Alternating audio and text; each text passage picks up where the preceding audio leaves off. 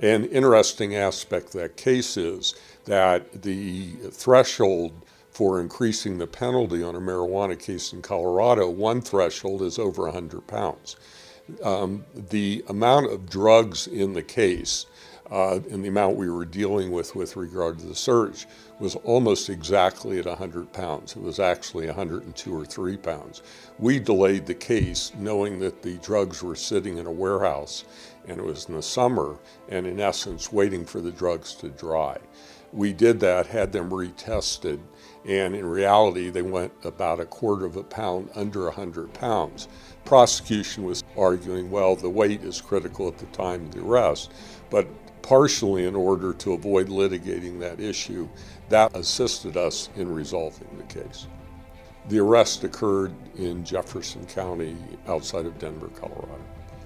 The way that came about, I was asked to speak at a seminar, and it was on legalization of marijuana in Colorado.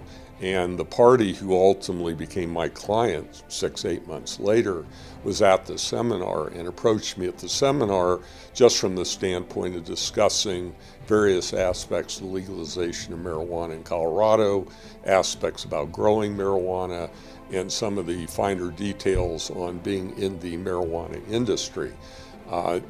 During one of the breaks, we discussed her situation.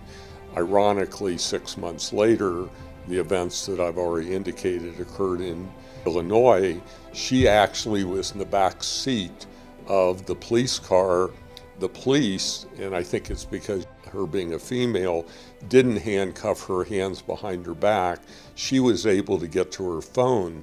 She called me on the phone when she was in the back of the highway patrol car. I advised her immediately, do not make any statements, do not consent to the search.